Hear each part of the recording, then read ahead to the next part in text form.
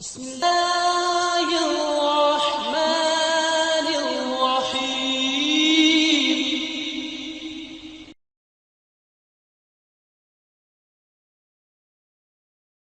الحمد لله وسلام على عباده الذين اصطفى. کل کے سبق میں آیات مبارکہ 19 اور 20 کے پڑھنے کا آغاز کیا گیا. اس کے حوالے سے اللہ مالک کی توفیق سے بات جاری تھی. بات کو وہیں سے شروع کرنے سے پہلے ان آیات کا بامحاورہ ترجمہ سماعت فرما لیجیے. اللہ تعالی نے فرمایا، اے موسیٰ اسے پھینکو، چھڑی کو پھینکو. تو انہوں نے اسے پھینک دیا تو وہ یکایک دوڑتا ہوا سانپ تھا. کل کے درس میں اللہ کی توفیق سے بات یہاں تک پہنچی تھی کہ رب کریم نے اس چھڑی کی حالت بدلنے کے بعد جو کیفیت ہوئی اس کے بارے میں 3 الفاظ مبارکہ استعمال فرمائے. ایک حیہ جو ہمارے سبق میں ہے اور اس کا معنی ہے سانپ. دوسرا معنی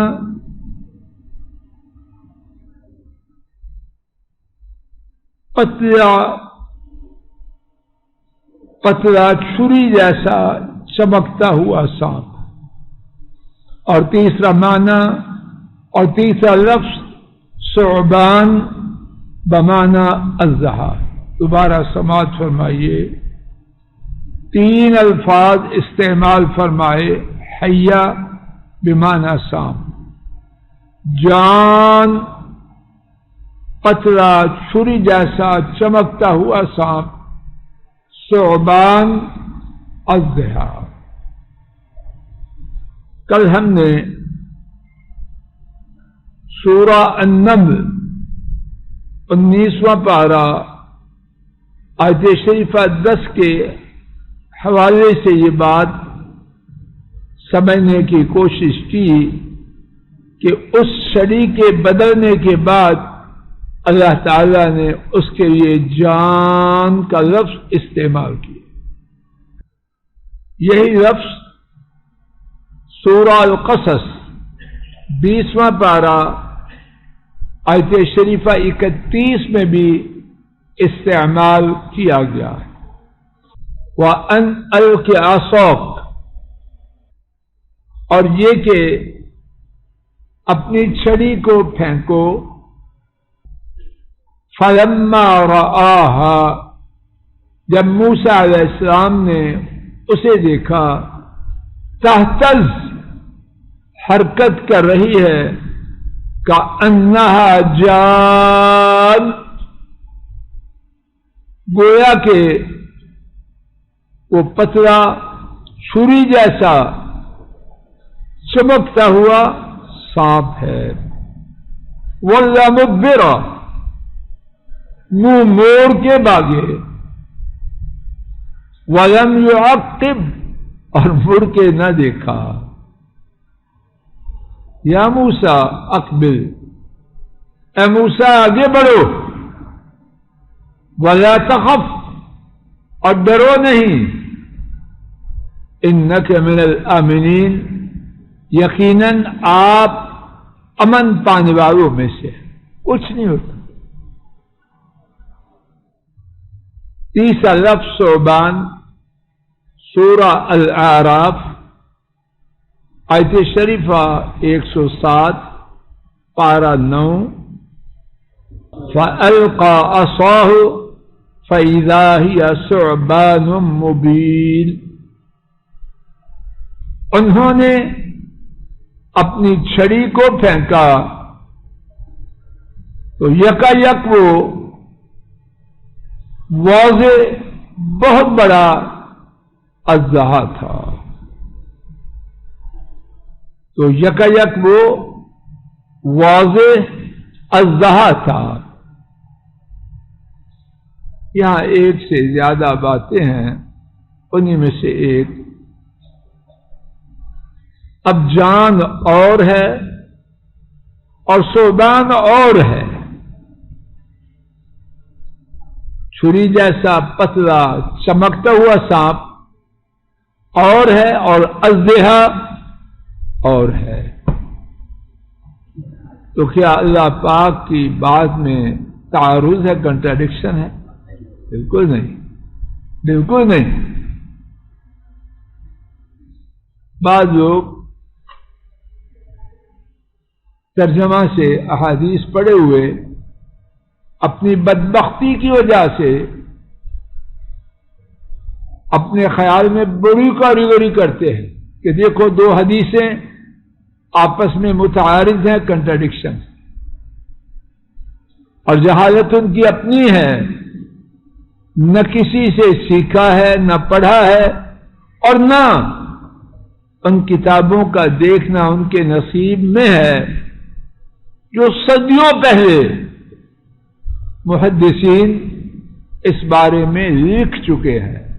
کتابوں کا نام یہ رکھا کہ بظاہر جو احادیث متعارض نظر آتی ہیں ان کی حقیقت کیا ہے، مستقل کتابیں، لیکن ان عقل کے اندھوں کو اس سے کیا غرض ہے؟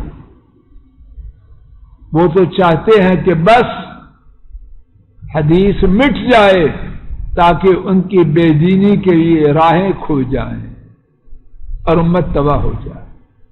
انہیں اس سے کیا غرض؟ وہ تو سیکھنا جو چاہے وہ پوچھے گا، اور نام اپنا رکھتے ہیں کہ ہم قرآن والے، نام اپنا رکھتے ہیں قرآن والے۔ اب قرآن پاک میں کیا کریں گے؟ اللہ اکبر! علماء امت نے اس بارے میں بھی مستقل کتابیں لکھی۔ اچھی طرح نوٹ فرما لیجیے، کوئی جھوٹا کاریگر نہ بنے۔ اب ایک شخص اپنی بیوی کے سامنے بازو نکال کے اپنے آپ کو کہ میں مسٹر ایشیا ہوں، تو وہ بیچاری کیا اس کو جواب دے؟ باہر نکلے، کسی معرکہ میں آئے تو اس کے کان کھینچنے والے بڑے مل جائیں، اب بیوی کیا کھینچے گی؟ یہ اپنے دائرے میں یا جاہلوں کی مجلس میں یا دین کے دشمنوں کی مجلس میں بڑے بڑے مفکر، فلاسفر اور کیا کیا بنے تو بنتے رہے، اللہ کے دین کا نہ کچھ بگاڑ سکے ہیں نہ بگاڑ سکے۔ ان آیات میں جو بظاہر تعارض نظر آتا ہے نہیں، معاذ اللہ، اگر قرآن کریم میں تعارض ہو تو یہ قرآن کریم نہیں، اور اگر سنت میں تعارض ہو، تعارض کا لفظ سمجھتے ہیں نا، کنٹراڈکشن، تو وہ سنت نہیں، ناممکن ہے۔ کسی عام آدمی میں اگر تعارض نظر آئے تو لوگ اس کا نام کچھ اور رکھتے، یو ٹرن کہہ دیتے، اور یہ کوئی خوبی ہے؟ تو معاذ اللہ، کیا اللہ تعالیٰ میں اور اللہ کے رسول صلی اللہ علیہ وسلم میں یہ بات ہو سکتی ہے؟ معاذ اللہ، وہ نبی نہیں ہوگا، وہ اللہ نہیں ہوگا جس کی بات میں تعارض۔ بغیر علم کے بولنا حرام ہے۔ جواب یہ نہیں، جواب واضح ہے، جو اس چھڑی کی مختلف کیفیتیں وقت کے ساتھ ساتھ بنی۔ ابتدا میں چھری کی طرح پتلا چمکتا ہوا سانپ، اور بنتے بنتے اللہ نے اژدہا بنایا۔ اور یہ بات میری طرف سے نہیں، میری طرف سے بالکل نہیں، حضرات مفسرین نے پہلے سے بیان کیا، میں ان سے صرف نقل کرنے کی سعادت اللہ کی توفیق سے پا رہا ہوں، اور اللہ کرے کہ یہ سعادت ہو۔ اب اس کے بعد کوئی تعارض رہتا ہے؟ ہاں، جس نے شرط لگائی ہے کہ کوا سفید ہے، اس کے یہ تعارض رہتا ہے اور رہے گا یہاں تک کہ وہ یوم قیامت جا کے مار کھائے، اور اللہ چاہے تو دنیا ہی میں اس کا بیڑا غرق کر دے، اس کا معاملہ جدا ہے۔ اگر نہ تعارض ہے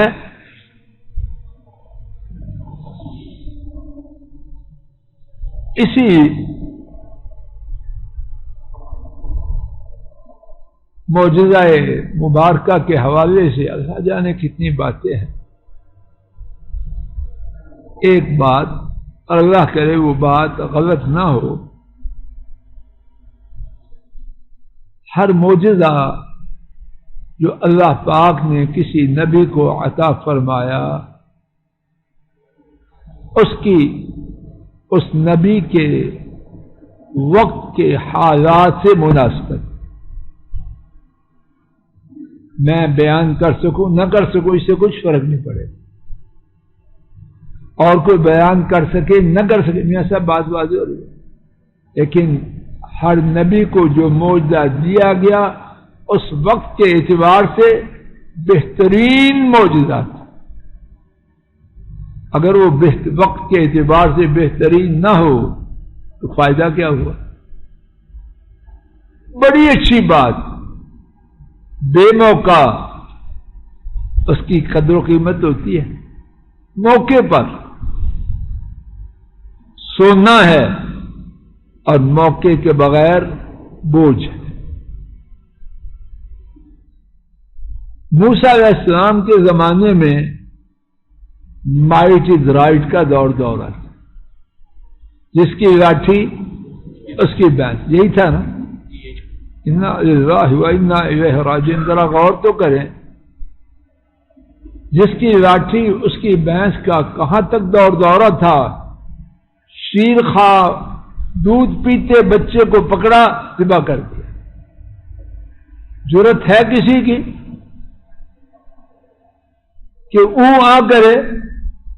ہے؟ اور مائٹ از رائٹ اس سے آگے کیا ہو؟ بلی اپنے بچے کو پکڑنے نہیں دیتی، کیا مطلب نہیں پکڑنے دیتی؟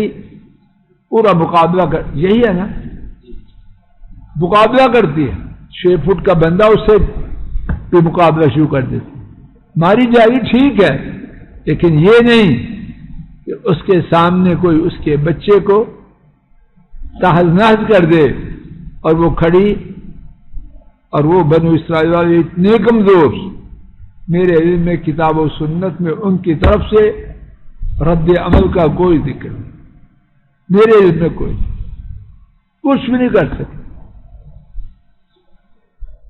ایک طرف اتنا لاٹھی والا اور ایک طرف اتنے کمزور، اللہ نے کیا کیا؟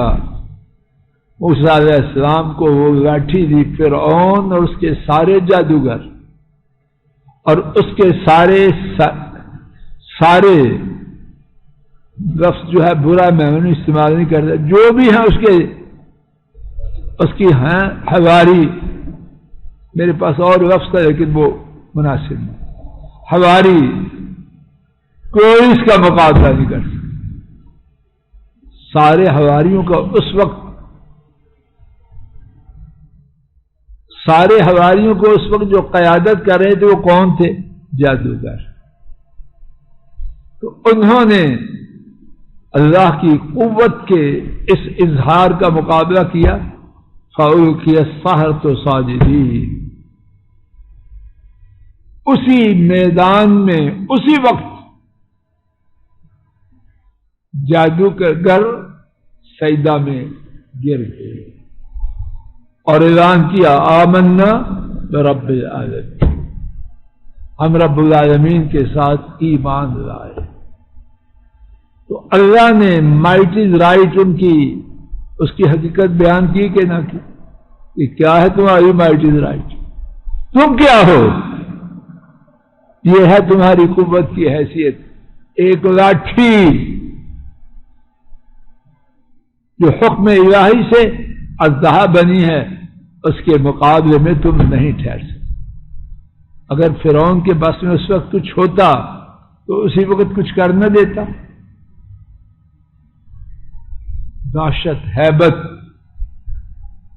اور دلوں پر جو روک طاری ہے سوائے زبانی بکواس کے کچھ نہیں کر سکا. شاید میں مناسبت کو واضح کر سکا ہوں کہ جس چیز پر انہیں ناز تھا، اپنی پکڑ پر، اپنی جبروت پر، اپنی قوت پر، اپنے ظلم و ستم کے پر، اللہ نے ایک اس معجزے سے سب کچھ زیرو کر دیا. ایک اور بات، اس معجزہ کے حوالے سے اللہ مجھے آپ کو اس بات کی قدر کرنے کی توفیق عطا فرمائے. حضرات انبیاء علیہ السلام اور موسیٰ علیہ السلام، ان کو جتنے معجزے دیے گئے وہ دائمی، ابدی، سرمدی نہ تھے، وقتی تھے. کیا کہتے ہیں؟ فار دا ٹائم بھی وقتی تھے. محمد کریم صلی اللہ علیہ وسلم کو جو معجزہ دیا گیا قرآن کریم، یہ دائمی ہے. ایک امریکہ نہیں، 100 امریکہ بھی آ جائے، اور آئے ہیں. آج صرف یہی تو پہلی قوم نہیں جو اسلام اور مسلمانوں کی اتنی دشمن ہو. جب سے اسلام آیا ہے دشمن آ رہے ہیں. ہر دن کے ساتھ رات ہے، ہدایت کے ساتھ گمراہی ہے، نیکی کے ساتھ بدی اور بدی کے پاسبان ہے. اگر ان کے بس میں ہوتا تو یہ معجزہ باقی رہ سکتا تھا. نوٹ فرمانا، ہمارے نبی کریم صلی اللہ علیہ وسلم کا معجزہ دائمی ہے، ابدی ہے، سرمدی ہے، نہ مٹا ہے نہ مٹے گا. کوئی اسے مٹانے کی طاقت بھی نہیں رکھتا. انبیاء سابقین اور انہی میں سے موسیٰ علیہ السلام، وہ سارے کے سارے معجزے وقتی تھے. موسیٰ علیہ السلام کے بعد یہ چھڑی والا معجزہ باقی رہا بنو اسرائیل کے پاس. اگر اسرائیلیوں کے پاس ہوتا تو چھوڑتے آج، ختم. اس میں کیا حکمت ہے؟ اور یہ بات موسیٰ علیہ السلام کی نہیں، باقی انبیاء بھی کی اسی طرح کی. علماء نے حکمت بیان کی، علماء نے حکمت بیان کی. اسی کو بیان کر کے بات ختم کرتے ہیں. ہر پہلے نبی کی امت وقت کے لیے، ایک محدود وقت کے لیے، محمد کریم صلی اللہ علیہ وسلم کی نبوت دائمی. ان کی نبوت قیامت تک جاری ساری، ان کا معجزہ قیامت تک جاری ساری. حضرات و خواتین، اللہ کے لیے اس منفرد، یکتا، لاسانی، بے مثال، عظیم النظیر معجزہ کی قدر کرے. اسی لیے مسلمانوں اور اسلام کے دشمن، ان کی دشمنی سب سے زیادہ کس سے ہے؟ اور چیز ہے جو ان کے ہاں قرآن کریم سے زیادہ تکلیف دہ ہو؟ ہے کوئی؟ وہ جانتے ہیں، اور ہم یا غافل ہیں یا غداروں کے ہتھے چڑھے. ہوش کریں، اس عظیم معجزہ کی قدر و قیمت کو پہچانیں. اپنے آپ کو، اپنے کنبوں کو، اپنی نسلوں کو اس سے مالا مال کریں. شیطان کے پھندے سے نکلیں، دشمنوں کے پھندے سے نکلیں، اور اس کتاب سے اپنی اولادوں، اپنے کنبوں کا تعلق جوڑیں. رب ذوالجلال گواہ ہے، اسی میں خیر ہے میری، اسی میں خیر ہے آپ کی، اسی میں خیر ہے امت کی اور اسی میں تباہی ہے اللہ کے دشمنوں کی۔ اللہ پاک اپنے فضل و کرم سے ہمیں امت کی بلندی اور امت کے دشمنوں کی تباہی دیکھنا نصیب فرمائے۔ یہ دیکھ کے جائیں، آنکھیں ٹھنڈی ہو، دل باغ باغ ہو۔ وآخر دعوانا السلام علیکم ورحمۃ اللہ۔ یہ ڈاکٹر فضل الہی صاحب کا آفیشیل یوٹیوب چینل ہے، اس کو لائک، سبسکرائب اور شیئر کریں اور بیل آئیکن پریس کریں تاکہ نئے آنے والی ویڈیوز کا نوٹیفیکیشن آپ کو موصول ہو سکے۔ جزاکم اللہ خیر۔